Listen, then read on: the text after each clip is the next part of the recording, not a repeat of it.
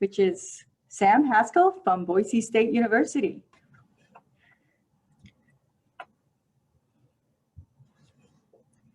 James is an A-list celebrity with fame, fortune, and an immense following on social media.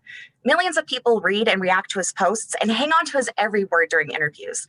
He's living the life until his character comes into question in the form of several tweets that allege that he has demonstrated problematic behavior. Overnight, he starts losing jobs, his follower count is dropping, and the public is demanding answers. James is in the process of being canceled. Cancel culture is the social media practice of shaming an individual who has violated a social norm, usually resulting in a loss of social capital, including wealth, work, and relationships. Through the research question, how do people participate in cancel culture on Twitter? This research aims to understand how cancel culture works by determining the process of canceling. I conducted a case study of Kevin Spacey's cancellation that took place in 2017 via Twitter after a BuzzFeed News article revealed sexual assault allegations against Spacey by former co-star Anthony Rapp, where Rapp was underage at the time of the assault. Hours after the article was released, the first tweet with the words "Kevin Spacey is canceled" was posted.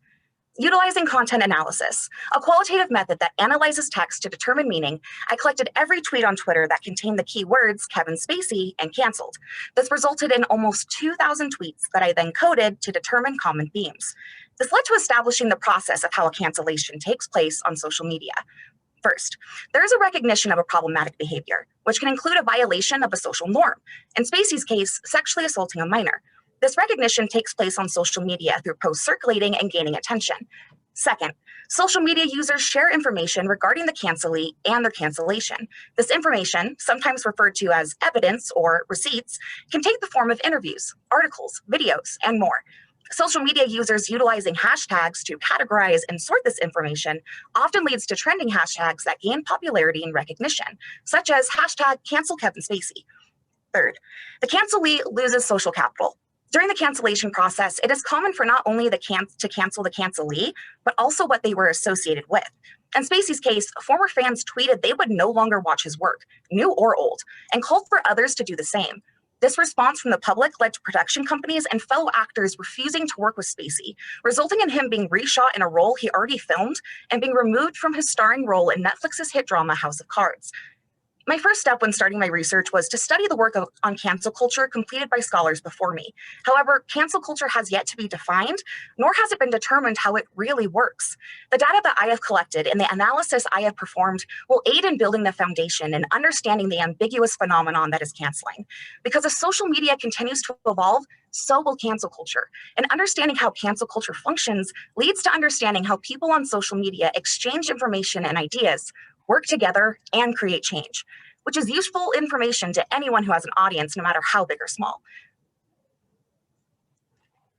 Thank you, Sam.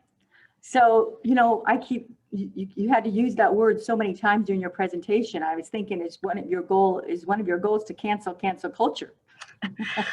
Trying really hard to remain unbiased as much as possible. I don't necessarily think that cancel culture is good or bad. I just think it's really interesting because we're seeing impacts that come off of social media, and I want to know more about that. So I don't necessarily have a it's good or it's bad, but I do think it's interesting. Definitely. And I think because it woven into the current environment we're in this country right now and how social media is being used. So when you've looked at it, have you found a definition of cancel culture that seems to resonate, or you're still looking for that? I'm still looking for a definition. I've created my own definition that I'm going to be including in my thesis, but what I'm seeing is just not any research that has been created so a definition can be really substantial.